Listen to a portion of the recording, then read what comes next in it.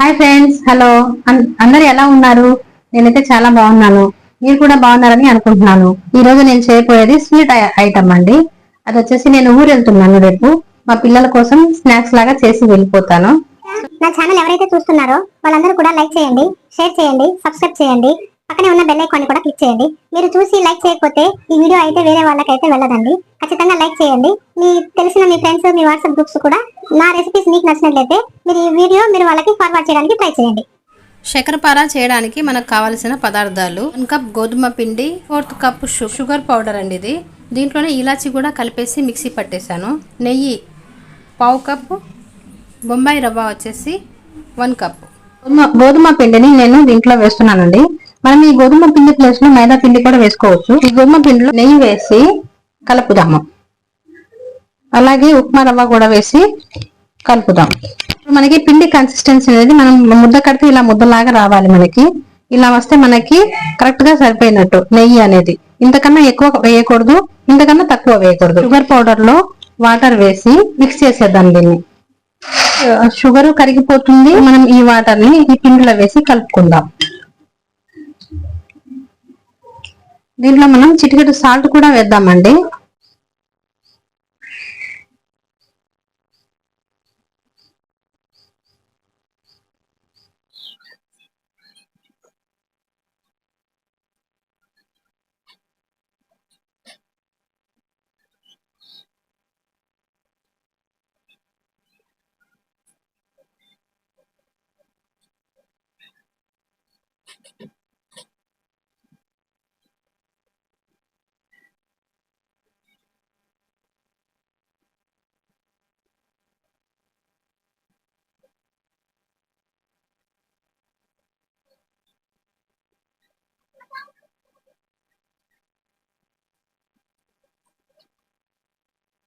చేసి ప్రిపేర్ చేస్తాం. ఇప్పుడు మనం దీన్ని ఆయిల్ లో వేసి డీప్ ఫ్రై చేద్దాం.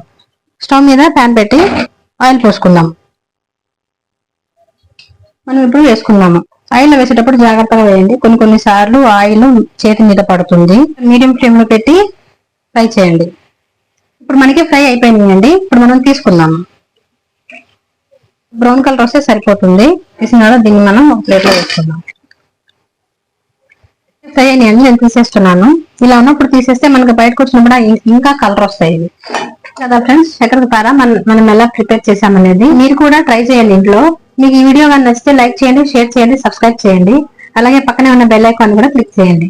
మీరు షేర్ చేయడం వల్ల వేరే వాళ్ళకు కూడా యూజ్ అవుతుంది. ఎవరికైనా రాని వాళ్ళు ఉంటే నేర్చుకుంటారు. ఇంట్లో పిల్లలు ఉంటారు, ఎప్పుడు స్నాక్స్ అని అడుగుతూ ఉంటారు కదా. మనం బయట నుంచి తెచ్చి పెట్టడం ఎందుకు? ఇంట్లో కొంచెం కష్టపడితే మనమే చాలా రకాలైన టేస్టీ వంటకాలనే చేసుకోవచ్చు. సో ఇప్పుడు నేనైతే దీన్ని టేస్ట్ చేస్తాను. టేస్ట్ అయితే చాలా బాగుందండి. నేను షుగర్ అయితే కొంచెం తక్కువగానే వేసాను. ఎందుకంటే పిల్లలు ఎక్కువ షుగర్ తిన్నా కూడా కొంచెం జలుబు అవుతుంటది. మీకు ఒకవేళ కావాలంటే కొంచెం ఎక్కువ వేసుకోవచ్చు. మీరు మాత్రం ఈ వీడియోని ఖచ్చితంగా లైక్ చేయండి. లైక్ చేయడం మాత్రం మర్చిపోవద్దు. మంచి వీడియోతో మళ్ళీ మీ ముందు ఉంటాను.